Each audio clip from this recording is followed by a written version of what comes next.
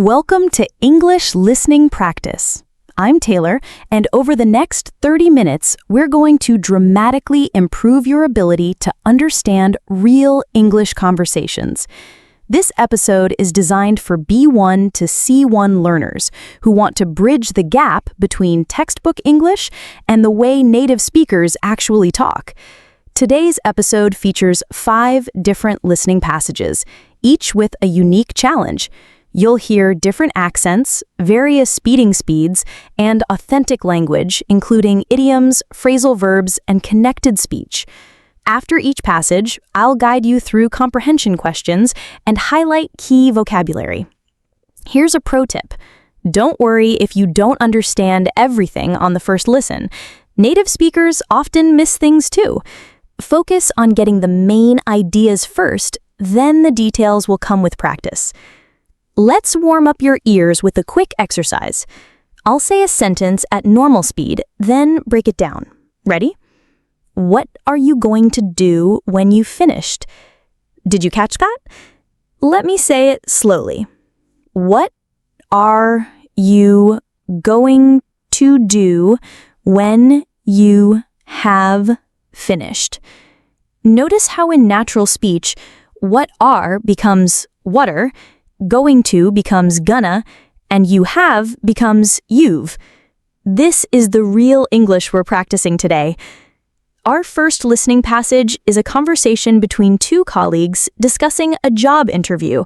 You'll hear British and American accents mixed together.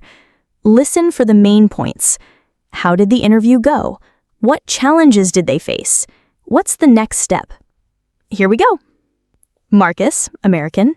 Hey, Sophie, I've been dying to hear. How'd your interview go yesterday? Sophie, British. Oh, Marcus, it was intense, to say the least. I was there for nearly 3 hours. Marcus, American. 3 hours? That's insane. What did they have you doing? Building a rocket? Sophie, British. Laughs. Felt like it. First, there was the panel interview, 4 people firing questions at me, then a technical test, and finally a presentation I had to prepare on the spot. Marcus, American. Whoa, talk about putting you through your paces. How'd you handle the pressure? Sophie, British. The panel interview went brilliantly, actually. They asked about my experience with project management, and I used that STAR method you taught me. You know, the situation, task, action, result. They seemed really impressed when I talked about the Morrison account turnaround. Marcus, American. That's awesome. I knew that would come in handy. What about the technical test? Sophie, British. That's where things got a bit dodgy. They threw in some curveball questions about software I haven't used in years. I was honest about it though, said I'd need to brush up, but that I'm a quick learner. Marcus, American. Honesty is always the best policy. They probably appreciated that. And the presentation? Sophie, British. They gave me 30 minutes to prepare a pitch for a hypothetical client. My hands were literally shaking, but once I got going, I found my rhythm. I even made them laugh a couple of times. Marcus, American. That's huge. Humor can really seal the deal. When will you hear back? Sophie, British. They said early next week. The waiting is going to kill me. The head of department mentioned they're interviewing 12 people for just 2 positions. Marcus, American. 12 for 2? That's rough competition. But hey, you've got this. You're exactly what they're looking for. Sophie, British. Thanks, Marcus. Fingers crossed. If I don't get it, at least it was brilliant practice. The feedback alone was worth it. Marcus, American. That's the spirit. Want to grab coffee and debrief properly? I want to hear every detail. Sophie, British. Absolutely. Your treat if I get the job? Marcus, American, laughs. Deal. But I'm confident I'll be buying that coffee. Okay, let's check your comprehension. Think about these questions. First, how long was Sophie's interview? The answer? Nearly 3 hours. Second, What 3 components did the interview have? Answer: a panel interview, a technical test, and a presentation. Third, how many positions are available and how many people are interviewing? Answer: 2 positions, 12 candidates. Let's look at some key phrases. Dying to hear means very eager to know something. Put through your paces means to test someone's abilities thoroughly. Dodgy, British slang meaning uncertain or risky. Curveball questions, unexpected, difficult questions. Seal the deal. Finalize something successfully. Notice the connected speech. How'd your interview go? How did becomes how'd. Going to kill me. Going to becomes gonna.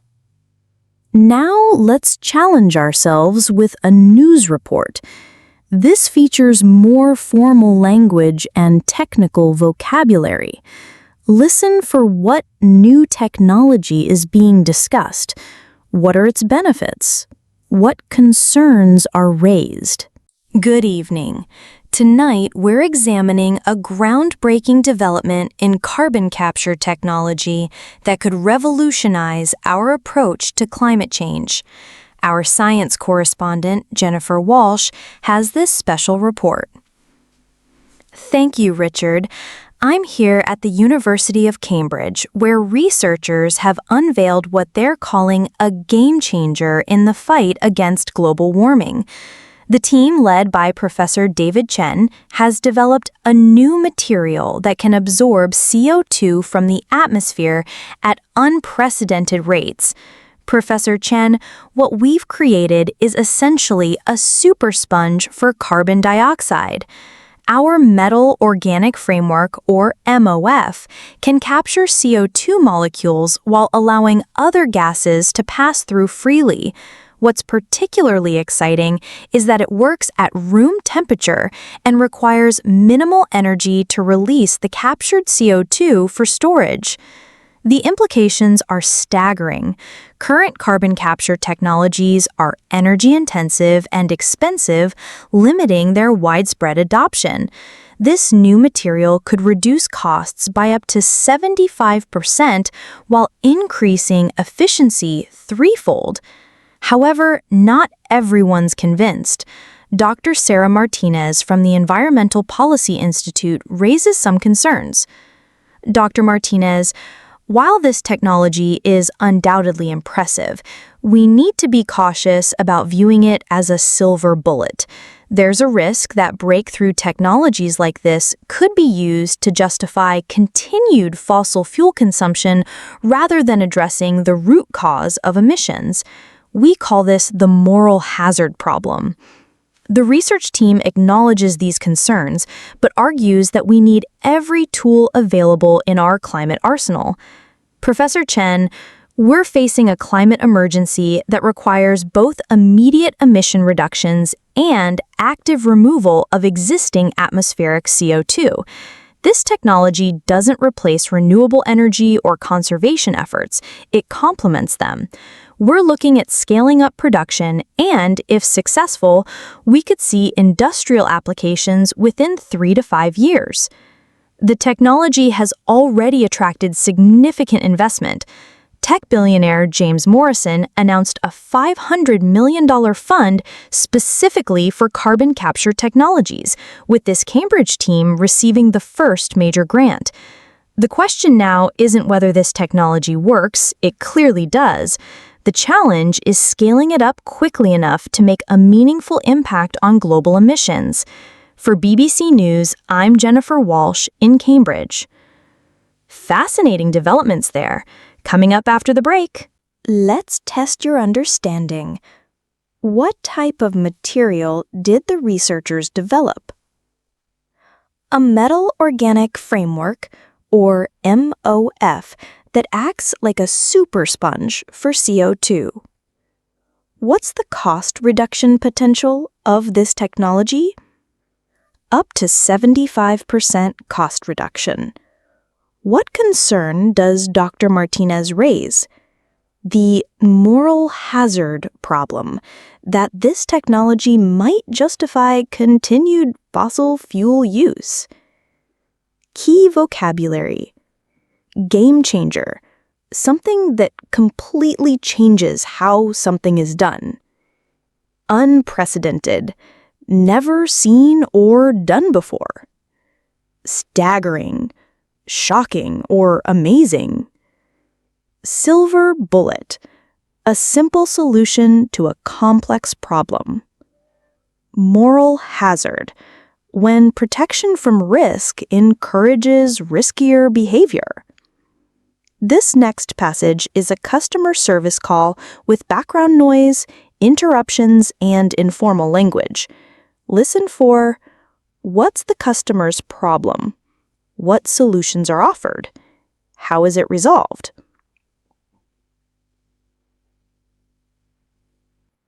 Good afternoon, Tech Support Plus. This is Raj speaking. How may I assist you today? Hi there, Raj. I'm having a nightmare with my internet connection. It's been cutting in and out all week, and I work from home, so this is really affecting my livelihood. I completely understand how frustrating that must be, sir. Let me pull up your account. Can I have your account number or the phone number associated with your service? Sure, it's 555-0147. Thank you. Okay, Mr. Thompson, I can see your account here. You're on our premium fiber plan, is that correct? That's right, yeah. Premium's a bit of a joke though, considering the service lightly. I sincerely apologize for the inconvenience.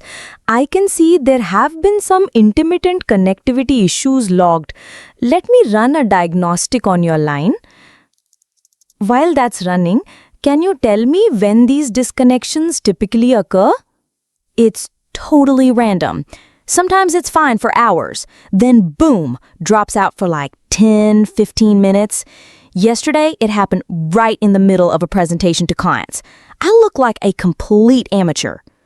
That's absolutely unacceptable, and I'm truly sorry that happened. The diagnostic is showing some signal degradation on your line.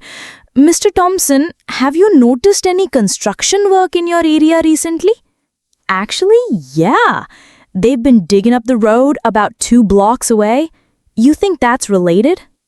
It's very possible. Construction can sometimes damage underground cables.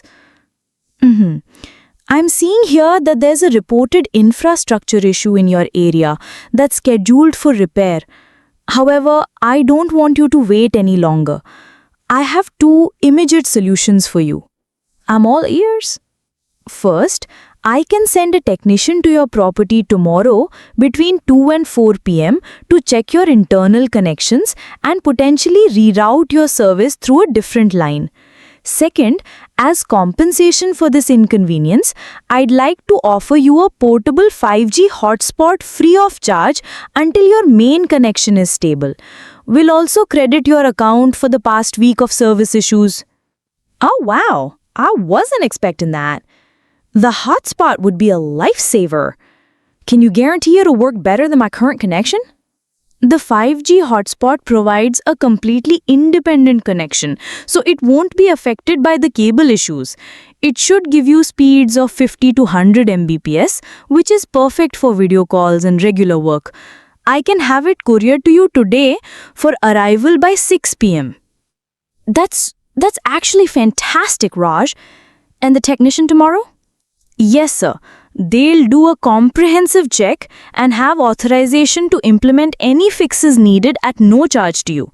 You'll also receive a text an hour before they arrive. Is 2 to 4 p.m. suitable? Perfect. Raj, you've turned my whole day around. I was ready to cancel everything and switch providers. We absolutely don't want to lose you as a customer, Mr. Thompson. Your satisfaction is our priority. The hotspot will arrive today, the technician tomorrow, and you'll see a credit of $89.99 on your next bill. Is there anything else I can help you with?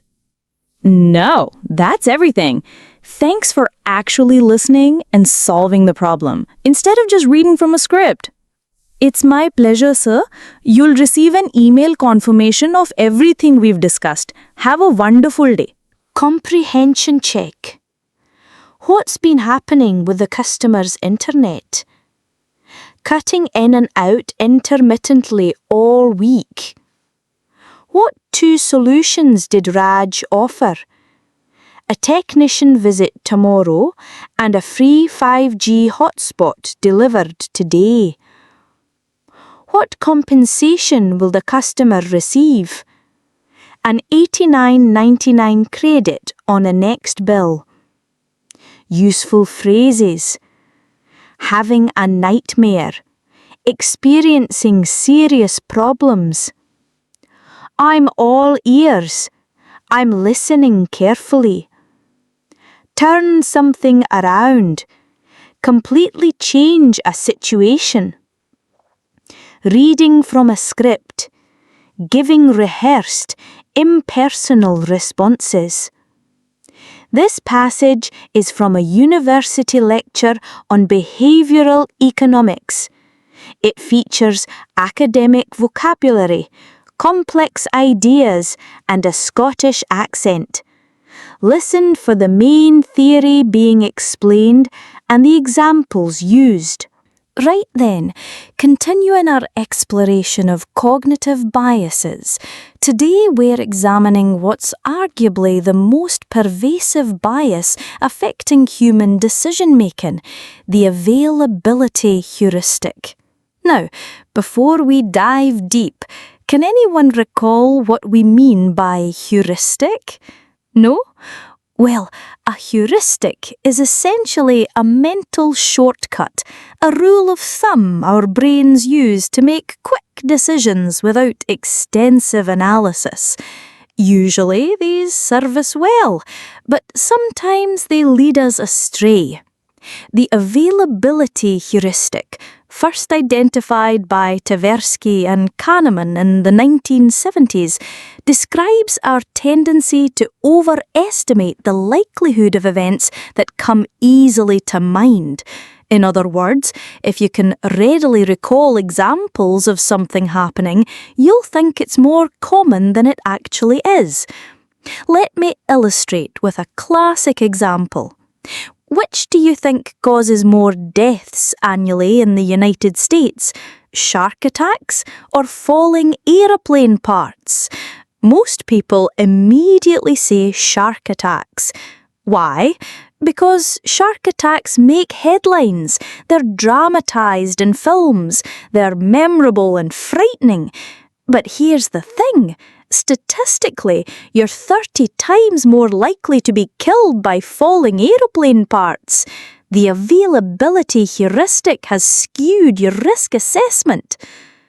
This bias has profound implications for how we navigate modern life. Consider how media coverage affects our perception of crime. Despite crime rates falling consistently over the past 3 decades in most developed nations, surveys show people believe crime is increasing. Why? Because every violent crime gets extensive media coverage, making these events highly available in our memory.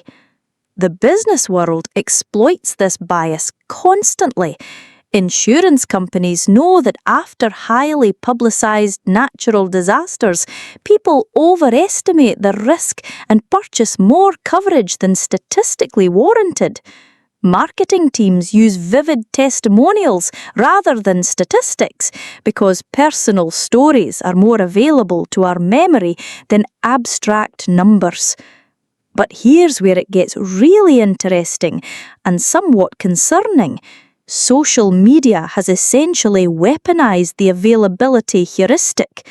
Algorithms show us content similar to what we've previously engaged with, creating echo chambers where certain types of information become hyper-available while others virtually disappear. This doesn't just affect our shopping habits, it shapes our political views, our understanding of social issues, even our perception of what's normal or acceptable behaviour. So, how do we combat this bias? Well, awareness is the first step. Simply knowing about the availability heuristic helps you recognise when it might be influencing your judgment. Second, actively seek out base rate information, actual statistics rather than memorable anecdotes. Third, and this is crucial, diversify your information sources. If all your information comes from similar sources, you're amplifying the bias rather than correcting for it. Remember, our brains evolved for a world where immediate, memorable dangers were often the most serious threats. A rustling in the bushes that might be a predator deserved our full attention. But in today's information-saturated world, the most available information isn't necessarily the most accurate or important. Let's check your understanding. What is the availability heuristic? The tendency to overestimate the likelihood of events that easily come to mind. What example shows people are 30 times more at risk than they think? Falling airplane parts cause more deaths than shark attacks. How does social media amplify this bias? Algorithms create echo chambers by showing similar content repeatedly. Academic vocabulary. Pervasive. Present everywhere. Rule of thumb. Practical guideline. Lead astray. Cause to make errors. Skewed. Distorted or biased. Warranted. Justified or necessary. Echo chambers. Environments where similar views are reinforced. Our final passage is the most challenging. A casual conversation between 4 friends at a restaurant with overlapping speech, interruptions, and colloquialisms. Listen for what are they planning? What disagreement occurs? Guys, before we order, can we please sort out Lisa's birthday thing? It's in 2 weeks and we've literally done nothing. Oh shoot, that's right. Wasn't Tom supposed to? Hey, don't pin this on me. I said I'd help, not organize the whole thing. Classic Tom. Okay, let's think. What about that escape room place downtown? Lisa's always going on about wanting to try one. Ooh, that's actually perfect. She mentioned it again last week. But wait, how many people are we talking? Well, there's us 4, obviously. Then her sister, her boyfriend. Don't forget the work crowd. She's pretty tight with them now. Whoa, hold up. If we invite the work people, we're looking at like 15, maybe 20 people. Escape rooms max out at what, 8? 6, actually. I checked their website last month for my cousin's thing. So that's out then. Unless we could book multiple rooms and make it a competition. Now you're talking. That would be epic! Losing team buys drinks after. I don't know, guys. That sounds super complicated to coordinate. Plus, it's gonna cost a fortune. These places are like $40 a head. Olivia's got a point. What if we just did something low-key? Dinner somewhere nice, then drinks at that new rooftop bar. Boring. It's her 30th, not her 60th. We need to do something memorable. What about, pause for effect, surprise karaoke party? Tom, no. What? She loves karaoke. She loves doing karaoke when she's drunk with just us, not in front of her boss and colleagues. Can you imagine? Surprise! Now sing Bohemian Rhapsody in front of everyone you professionally respect. Okay, back to the drawing board. What about a weekend trip? We could do that wine tour and... Jake, be realistic. People have jobs. No one can just disappear for a weekend with 2 weeks' notice. Wait, I've got it.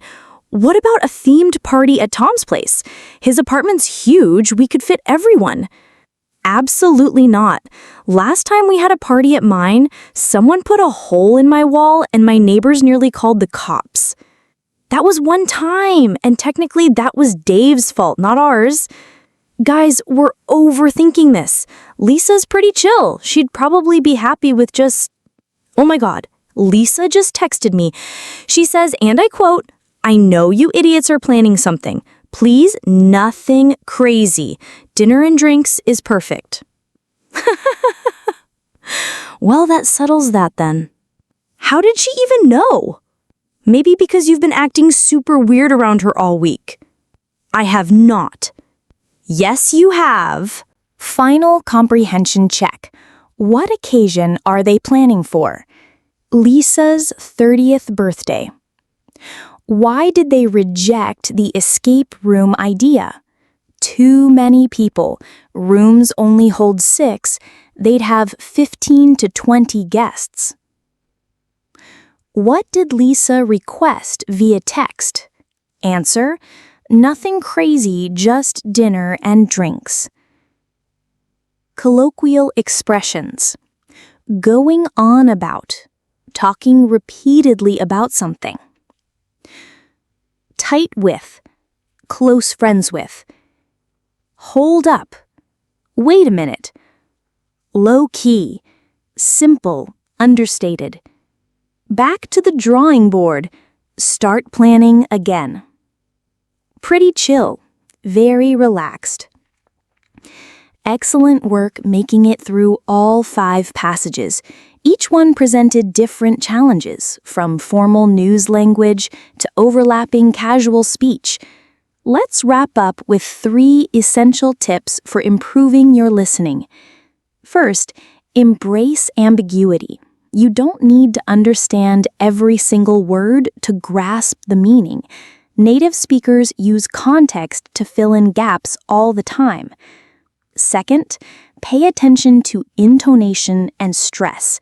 In English, how something is said often matters as much as what is said. Rising intonation might indicate a question or uncertainty, while emphasis on certain words reveals the speaker's main point. Third, expose yourself to various accents and speaking styles. Today, you heard British, American, Indian, and Scottish accents. The more variety you experience, the more flexible your listening becomes. Your homework: choose the passage you found most difficult and listen to it 3 more times this week. First time, focus on the general meaning. Second time, try to catch specific details. Third time, shadow the speakers.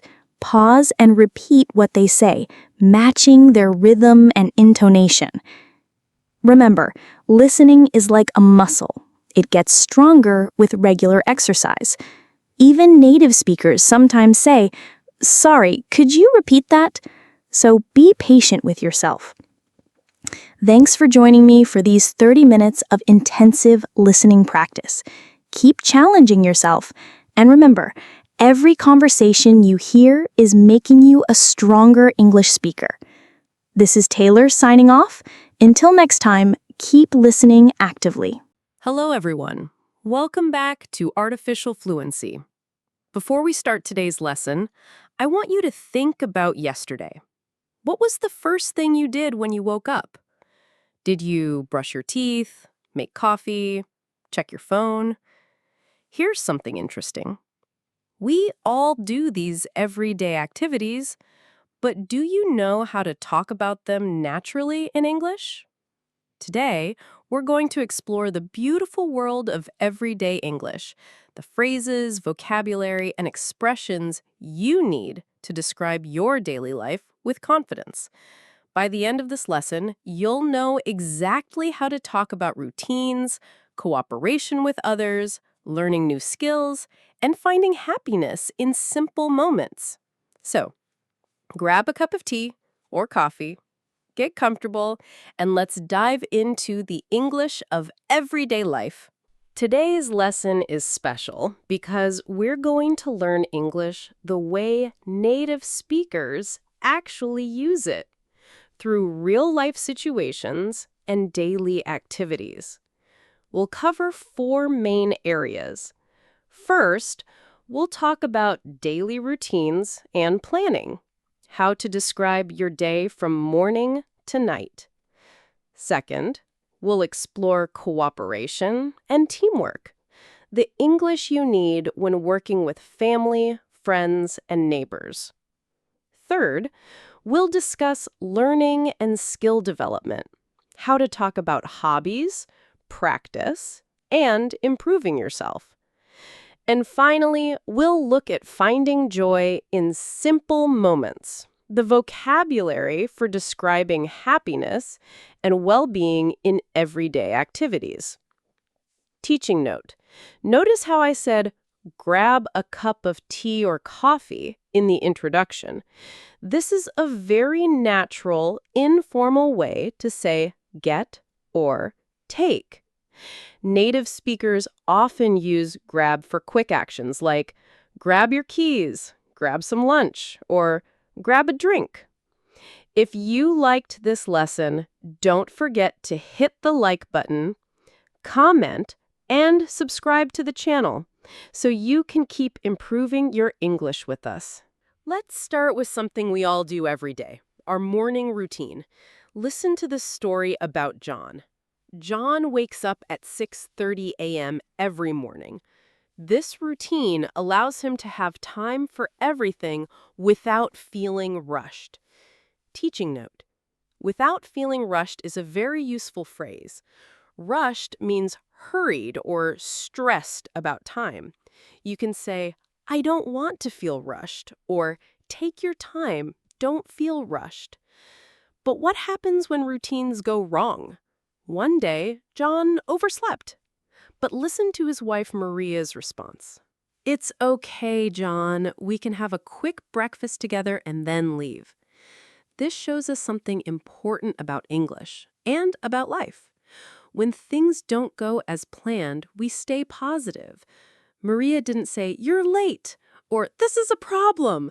She said, it's okay, and offered a solution. Key morning routine phrases. I wake up at, not I wake up in. I have time for everything. Without feeling rushed. It's okay. For when things go wrong.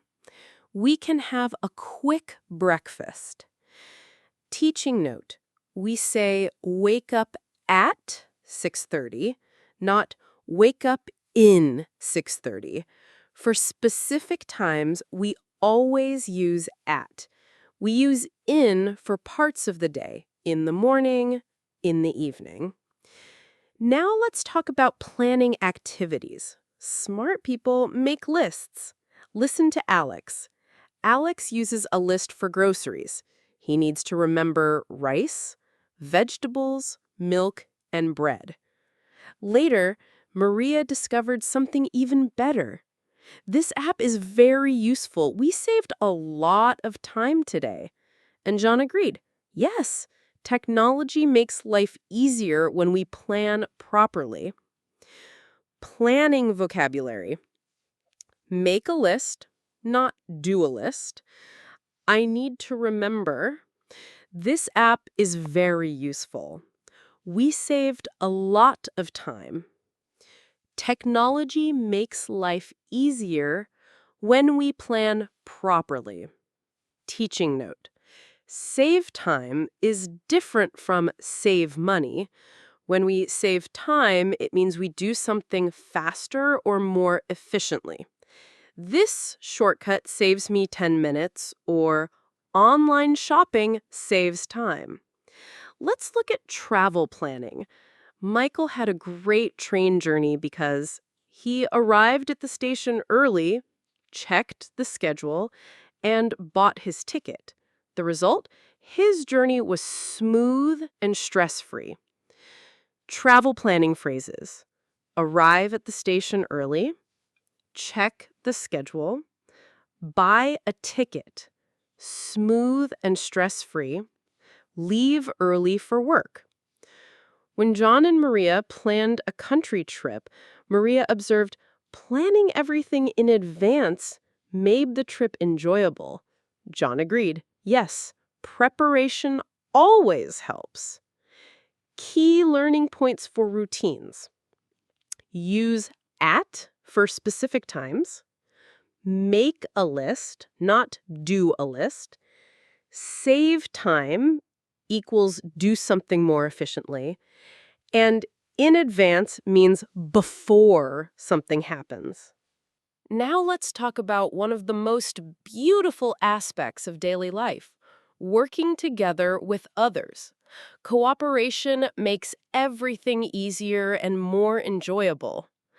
Let's start with household chores. Listen to Lisa and David. Lisa and David vacuumed the carpet, dusted the shelves, and cleaned the windows together. David said, "Cleaning together makes the task less boring." Teaching note: dust, as a verb, means to clean dust from surfaces. Vacuum is both a noun, the machine, and a verb, the action. We say vacuum the carpet or do the vacuuming. Here's Daniel helping Anna. Daniel helped Anna carry heavy grocery bags from the car to the kitchen. Anna was grateful, and Daniel replied, "Helping each other is part of living together." Cooperation phrases for household tasks: work together, or do something together, makes the task less boring, help someone carry something, helping each other is part of, it's easier with your help. Teaching note: heavy bags, not weight bags. We use heavy as an adjective for things that are difficult to lift. This box is heavy, or these bags are too heavy for me. Let me share another beautiful example. James and Lucy decided to make pancakes. "Cooking together is more fun than cooking alone," Lucy said. And when Anna and Daniel washed their car, they played music and talked while working. Anna said, "Cleaning together makes it less boring." The magic of small help. Sometimes the smallest acts of cooperation make the biggest difference. Lisa was in a shop and noticed the assistant was very busy. What did she do? She helped by arranging some items on the shelf. Later, Lisa reflected, everyone can help a little. And when Lisa helped her neighbor carry heavy bags, the neighbor said, "Thank you so much. Helping others creates strong communities." Community cooperation phrases: everyone can help a little, arrange items on the shelf, helping others creates strong communities, thank you so much. Teaching note: arrange means to put things in order or in the right place. Arrange the books. Arrange the chairs. Arrange items on a shelf. Family support examples. When Lisa saw David struggling with a heavy box, she said, "Let me help you, David. It's too heavy for one person." David responded, "Thank you, Lisa. It was much easier with your help. When Emma was feeling unwell, what did Michael do? He prepared some soup for her. And when Michael's daughter needed help with homework, he said, helping each other with learning is important. Family support phrases. Let me help you. It's too heavy for one person. It was much easier with your help. Prepare something for someone. Helping each other with learning is important. If you liked this lesson, don't forget to hit the like button, comment, and subscribe to the channel so you can keep improving your English with us. Emergency cooperation. Sometimes cooperation is urgent. Daniel and Anna heard their neighbor's cat was stuck in a tree. They immediately went to help. This shows us that good neighbors are ready to help in emergencies. Key learning points for cooperation. Together makes tasks easier and more fun. Let me help you is a polite offer. Heavy describes things difficult to lift. Small help makes a big difference. Arrange equals put things in order. Now let's explore one of the most rewarding aspects of daily life, learning new things and developing skills. The beautiful thing about learning is that you can do it every day, in small ways. Learning through reading. Maria wanted to grow vegetables at home. What did she do? She learned how to grow tomatoes and carrots from a book about gardening. Michael and Emma had the same idea, so they went to the library to search for information about plants. Teaching note. Learn how to do something is the correct pattern. Learn to do is also correct, but learn how to do is more common. I want to learn how to cook, or she learned how to drive. Learning new hobbies. Listen to Anna's knitting journey. She started learning to knit, and Daniel encouraged her, "It looks great, Anna. You are improving every day." Anna was excited and said, "I want to make a scarf for you soon." James had a similar experience with painting. Lucy observed, "Your paintings are improving." And James explained the benefits. Practice makes a difference. Hobbies develop creativity, patience, and relaxation.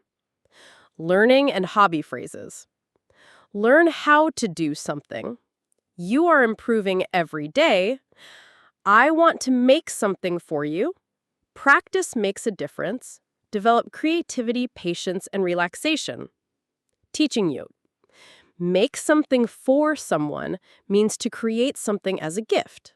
I made a cake for my friend, or she knitted a scarf for her son. Online learning. Anna discovered origami through online tutorials. Daniel noticed her progress. You are getting better every day. Anna replied, learning new things is fun, especially with practice. Daily learning improves skills gradually. Online learning phrases. Online tutorials. You are getting better every day. Learning new things is fun, especially with practice. Daily learning improves skills gradually. Teaching note. Get better and improve mean the same thing, but get better is more informal and conversational. Your English is getting better sounds more natural than your English is improving in casual conversation. Physical learning. Michael tried tennis for the first time. He found it challenging but enjoyable, saying, "Trying sports improves fitness and focus." Language learning, the best example. Here's a perfect example for all of you. John has a method for learning English.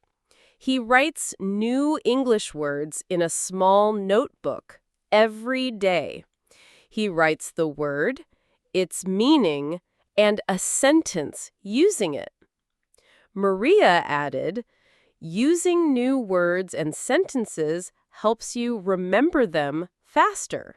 And John concluded, daily practice makes a big difference in learning English. Language learning phrases.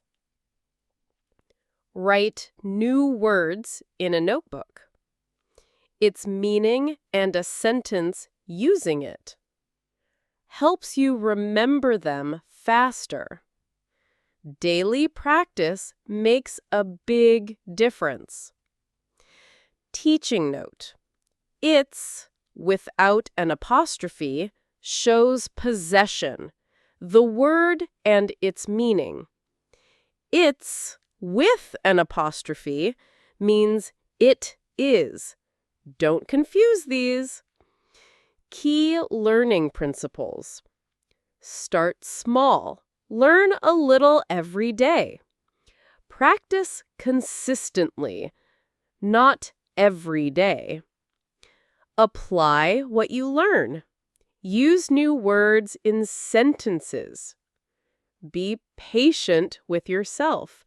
Improvement is gradual. Find what you enjoy. Hobbies make learning fun. Learning encouragement phrases. You are improving every day. Practice makes a difference. Learning new things is fun. Daily practice makes a big difference. You are getting better every day. The final section of our lesson is perhaps the most important: finding happiness and well-being in everyday activities. Life's greatest pleasures often come from the simplest moments. Outdoor activities and fresh air. Tom discovered something wonderful. I feel relaxed when I walk in the park. It helps me think clearly. David agreed with this wisdom. Walking outside is better than sitting at home all the time. Teaching note. Feel relaxed describes your emotional state. I feel relaxed. I feel stressed. I feel happy. This is different from I am relaxed, which describes your permanent characteristic. John and Maria had a beautiful countryside trip. They enjoyed fresh air, took pictures of the landscape, and talked about their favorite memories. Lisa and David had a similar experience. Spending time together outdoors is refreshing. Outdoor activity phrases. I feel relaxed when. It helps me think clearly. Better than sitting at home all the time. Enjoy fresh air. Take pictures of the landscape.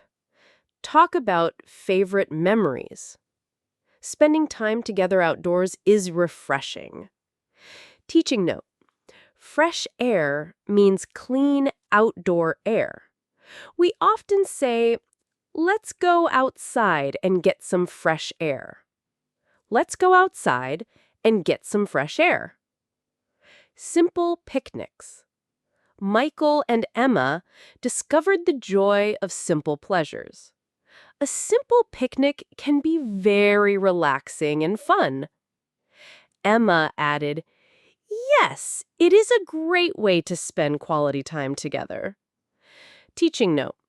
Quality time means meaningful time spent with someone, giving them your full attention.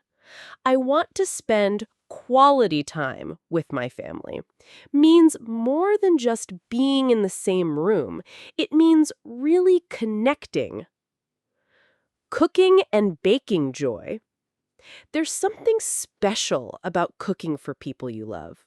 When Michael cooked for Emma when she was sick, he said, I'm glad I cooked today. Lisa and David baked a cake for their daughter, and she was very happy and said the cake was amazing.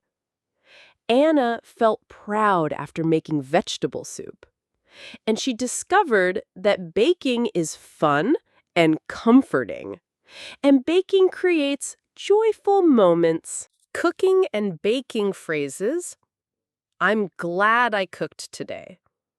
Very happy and amazing. Feel proud after making something. Fun and comforting. Creates joyful moments. Quiet, peaceful moments. Not all happiness is loud and exciting. Maria found peace in a simple routine. She loves reading in the evening for 30 minutes before bed. Anna and Daniel discovered that visiting a cafe is relaxing. Small gestures of love.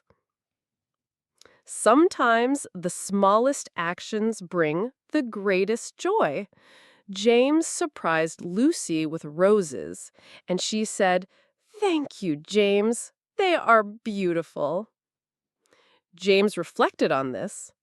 Small gestures of thoughtfulness bring happiness in daily life.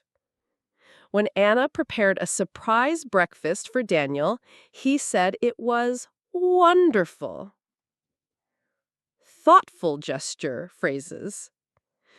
To surprise someone with something. They are beautiful. Small gestures of thoughtfulness bring happiness. Prepare a surprise. It was wonderful. Teaching note. Small gestures are little actions that show you care. Bringing flowers, making coffee, writing a note, or giving a hug are all small gestures. Key points for finding joy. Simple activities can bring great happiness. Spending time outdoors improves well-being. Cooking for others is an act of love. Quiet moments are important too. Small gestures make a big difference. Before we finish, let's quickly look at how to handle small problems in daily life, because problems are part of life, and knowing how to talk about them is important.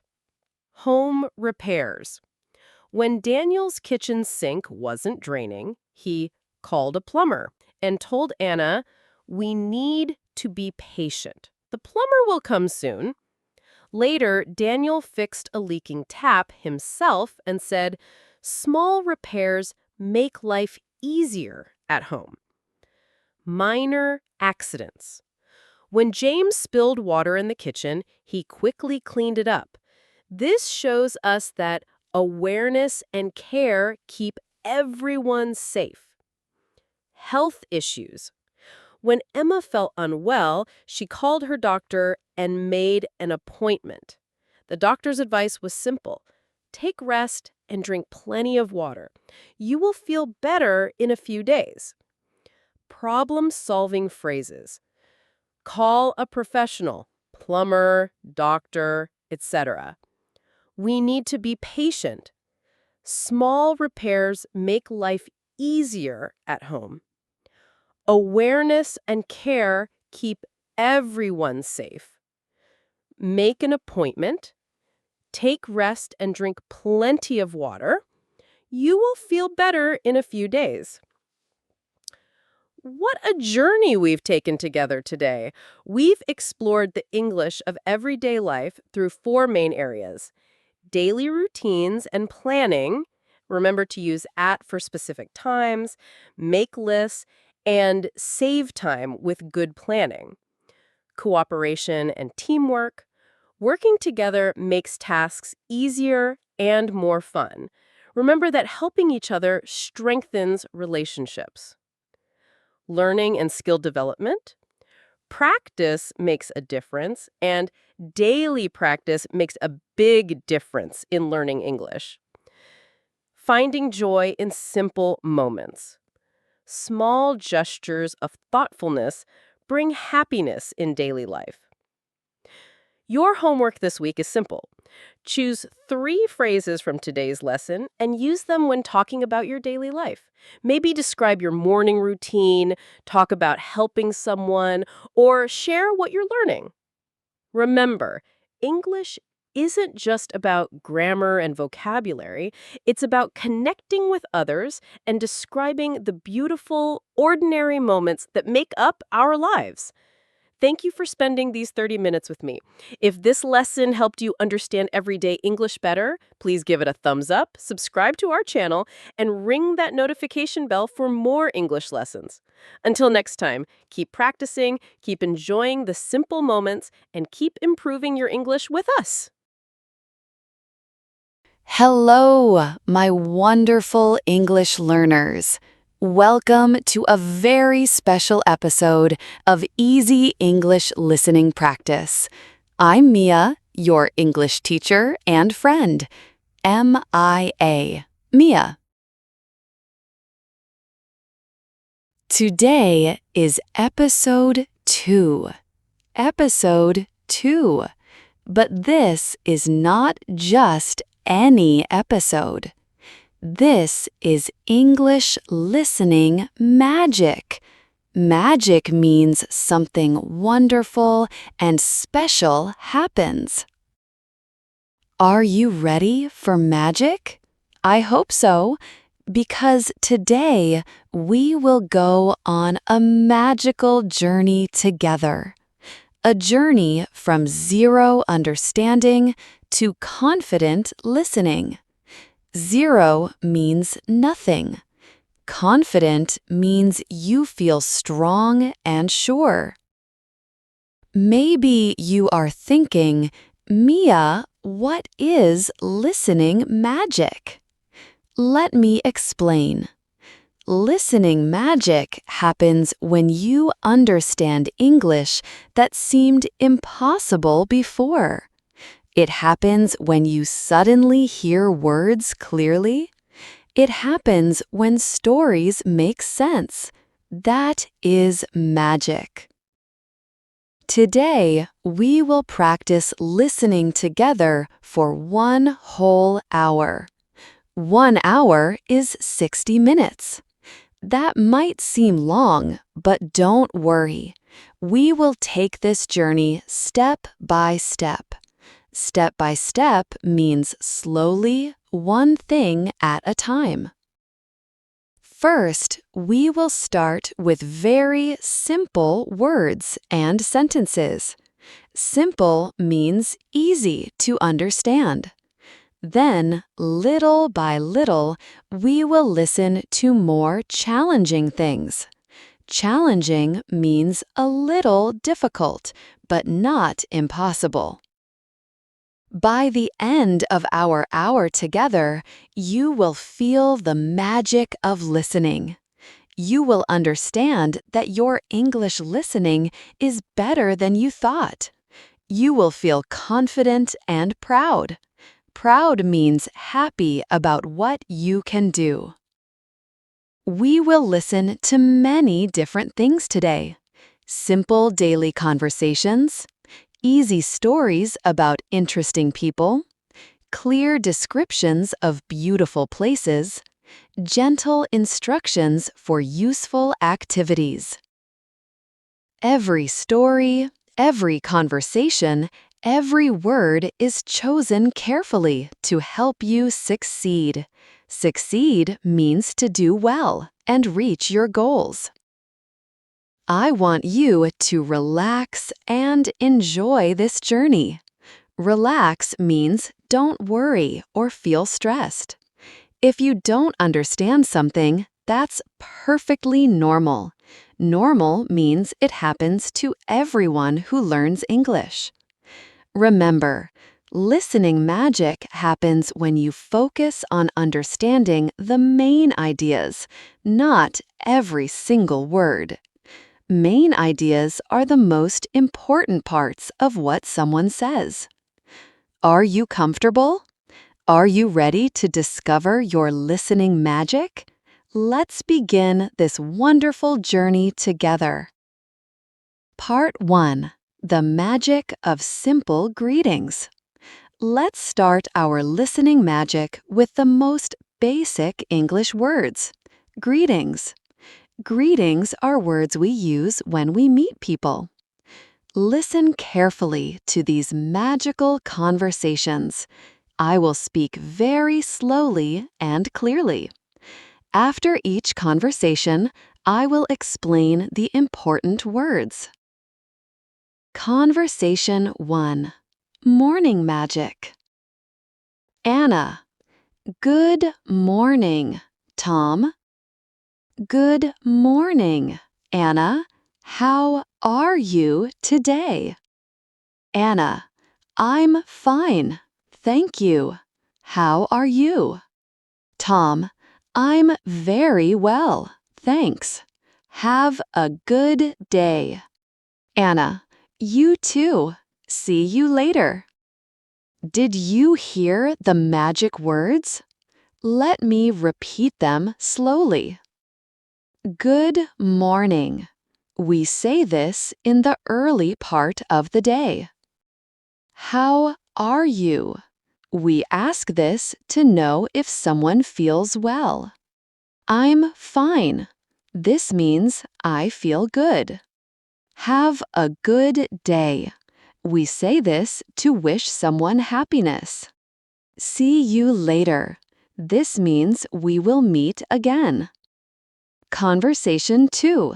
Afternoon magic. Lisa. Hi, David. How's your afternoon? David. Hi, Lisa. It's going well. And yours? Lisa. Pretty good, thanks. Are you busy? Not really, just taking a break. Lisa. That's nice. Enjoy your break. David. Thank you. Talk to you soon. Mia. More magic words. Hi, a friendly, simple greeting. How's your afternoon? Asking about the middle part of the day. Pretty good. This means quite well, fairly good. Are you busy? Asking if someone has a lot to do. Not really. This means no, not very much. Taking a break. Stopping work to rest. Talk to you soon. We will speak again before long. Practice magic. Now I want you to practice. Say these greetings out loud with me. Good morning. Repeat. How are you? Repeat. How are you? I'm fine. Repeat. Have a good day. Repeat. Can you feel the magic starting? These simple words are the beginning of all English conversation. Now, let's discover the magic of family words.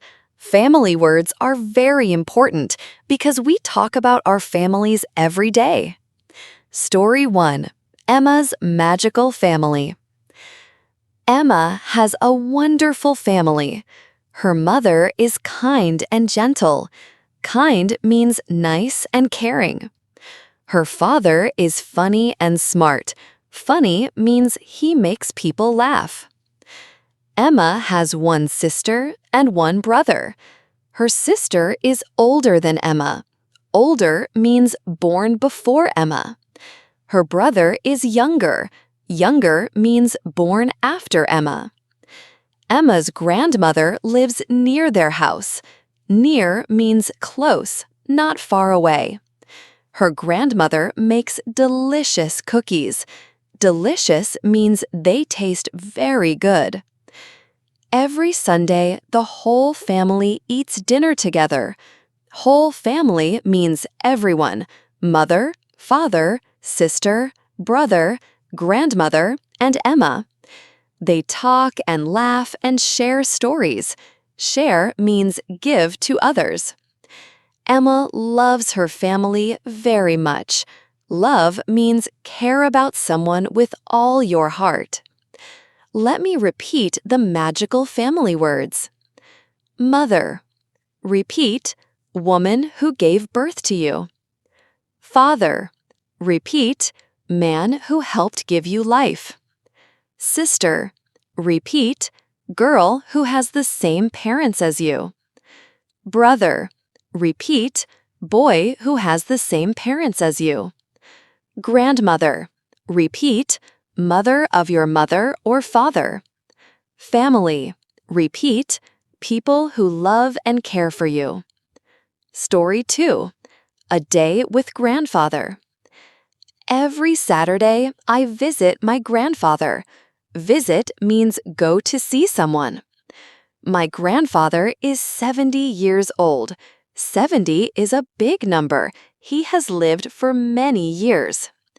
My grandfather has white hair and blue eyes. White hair shows he is old and wise. Wise means he knows many things because of his long life. He tells me stories about the past. Past means time before now, long ago. His stories are very interesting. Interesting means they make me want to listen more. We sit in his garden and drink tea together. Garden is a place with flowers and plants outside the house. The tea is warm and sweet. Sweet means it tastes like sugar. My grandfather teaches me many things. Teaches means helps me learn. He shows me how to plant flowers and how to be patient. Patient means waiting calmly without getting upset. I love spending time with my grandfather. Spending time means being together and enjoying each other's company. Did you notice how the stories become longer? This is the magic of listening. You understand more as you practice. Now, let's explore the magic of colors and descriptions. Colors make the world beautiful, and description words help us paint pictures with language. Story 3. Sarah's Rainbow Garden. Sarah has a magical garden behind her house. Behind means in the back of something. This garden is full of beautiful colors. In spring, everything is green and fresh. Green is the color of grass and leaves. Fresh means new and clean, like air after rain. There are red roses near the gate. Red is the color of love and passion. The roses smell wonderful. Smell means what your nose experiences. Yellow sunflowers grow tall in the summer. Yellow is bright like the sun. Tall means high, reaching toward the sky. Summer is the hot time of year. Purple violets hide under the big tree. Purple is a royal color, mixing red and blue. Hide means stay in secret places where you can't easily see them. Orange marigolds bloom everywhere. Orange is a warm, happy color like a sunset. Bloom means flowers open and show their beauty. White daisies dance in the wind. White is pure and clean like fresh snow. Dance means move gracefully and happily. Pink cherry blossoms fall like snow in spring. Pink is a gentle, soft color. Fall means come down from up high. Blue forget-me-nots grow by the water. Blue is calm like the ocean. Water flows in a small stream through the garden. Ground soil feeds all the plants. Brown is the color of earth and tree trunks. Soil is the dirt where plants grow. Feed means give food to help grow. Black butterflies visit the flowers. Black is dark like night. Visit means come to see for a short time. Gray stones make a path through the garden. Gray is the color between black and white. Path is a way to walk from one place to another. Sarah works in her garden every day. She waters the plants and pulls the weeds. Water means give drink to plants. Weeds are plants that you don't want them. Her garden brings joy to everyone who sees it. Joy means great happiness. Let's practice the magical color words together. Red. Repeat, like fire, like love. Blue. Repeat, like sky, like ocean. Green. Repeat, like grass, like leaves. Yellow. Repeat, like sun, like bananas. Purple. Repeat, like grapes, like flowers. Orange. Repeat, like carrots, like sunset. Pink. Repeat, like roses, like cotton candy. White. Repeat, like snow, like clouds. Black. Repeat, like night, like coal. Brown. Repeat, like chocolate, like earth. Gray. Repeat, like elephants, like rain clouds. Can you see the magic? When you know colors, you can describe the whole world around you. Practice magic. Look around you right now. What colors do you see? Try to say them in English. I see a red book. I see a blue sky. I see green plants. This is listening magic turning into speaking magic. Now our listening magic grows stronger. We're ready for longer stories about daily routines. Daily routine means what someone does every day. Story 4. Michael's Magical Morning. Michael wakes up every morning at 7 o'clock. Wakes up means stops sleeping and opens his eyes. 7 o'clock is early. The sun is just beginning to shine. First, he stretches in bed. Stretches means makes his arms and legs long to feel good. This helps him become alert. Alert means awake and ready. Then, Michael gets out of bed and goes to the bathroom. Goes means walks to a place. In the bathroom, he brushes his teeth and washes his face. Brushes means cleans with a toothbrush. Washes means cleans with water. Next, he takes a shower. Takes a shower means stands under falling water to get clean. The water is warm and feels good on his skin. Skin is what covers your body. After his shower, Michael gets dressed. Gets dressed means puts on clothes. He chooses comfortable clothes for work. Comfortable means feeling good, not tight or strange. Michael goes to the kitchen for breakfast. Kitchen is the room where you cook and eat food. For breakfast, he makes toast and drinks coffee. Toast is bread that becomes brown and crispy in a machine. Coffee is a dark, hot drink that helps people wake up. While eating breakfast, Michael reads the news on his phone. While means at the same time as something else. News tells him what is happening in the world. At 8 o'clock, Michael leaves his house for work. Leaves means goes away from a place. He walks to the bus stop. Bus stop is where buses come to pick up people. The bus arrives at 8:15. Arrives means comes to a place. Michael gets on the bus with other people going to work. Gets on means steps inside the bus. During the bus ride, Michael listens to music or reads a book. During means while something is happening. Bus ride means the time traveling on the bus. He arrives at work at 9 o'clock. His office is on the 5th floor. Floor means level in a tall building. He takes the elevator up. Elevator is a small room that moves up and down in buildings. Michael says good morning to his colleagues. Colleagues are people who work with you. They are friendly and kind. He turns on his computer and checks his email. Turns on means makes a machine start working. Email are messages people send through computers. Michael's workday begins. Day means the time from morning to evening when people are active. This is Michael's morning routine every weekday. Weekday means Monday through Friday when most people work. Notice how this story